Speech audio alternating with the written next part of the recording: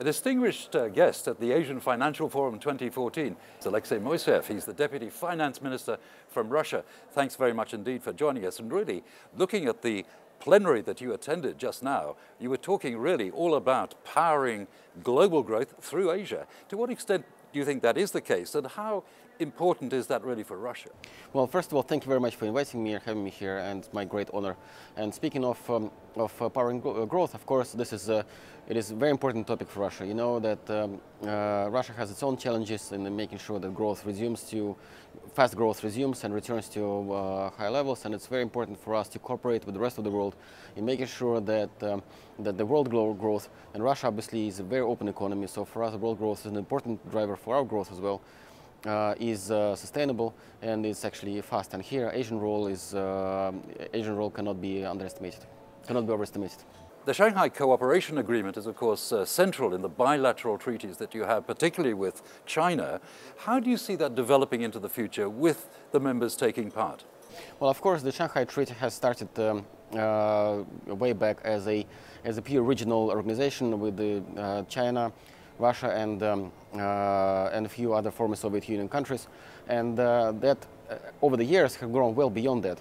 And now we even have European countries asking for a status of observers in that organization. So from being pure regional and local even organizations now become a super regional, and it now is there to solve issues of growth in the entire area of Eurasia. Now, specifically looking at the ties with China, the bilateral ties with China, do you see it specifically going to be all about oil and gas, all about energy, or do you see it moving much further than that in view of the fact that the Chinese economy is rebalancing? Since the recent crisis, many economies in the world had to rebalance. Russia had to do its own rebalancing, and so now China is doing its rebalancing, so the world will never be the same again. And therefore, the nature of the world of simply of some countries selling stuff to other countries and other countries selling other stuff to other countries, I think it's gone. I think that the only way for us to ensure that growth is sustained and growth is rapid enough to make sure that the cooperation is deeper than simply medieval trade, so to say, right? We have to be integrating in technology, we have to be integrating in investment flows, we have to be integrated in capital markets. And to remind you, Russia, actually Moscow, was the second exchange after Hong Kong to actually trade offshore yuan. So we have been moving that, and that started as early as 2010. So we've been moving very actively in fostering that cooperation, and I'm sure that goes well beyond of simply Russia selling oil and gas to China and China selling consumer goods to Russia.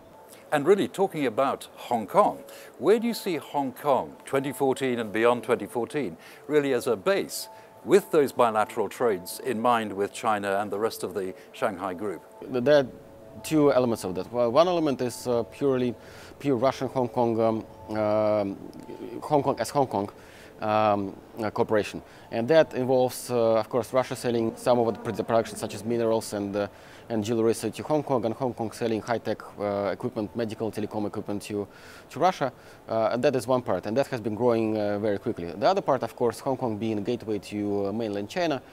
And that, of course, is a very important area for financial markets cooperation, when the Hong Kong will hopefully be an important channel for mainland Chinese investors to access Russian companies via purchase of securities of Russian companies.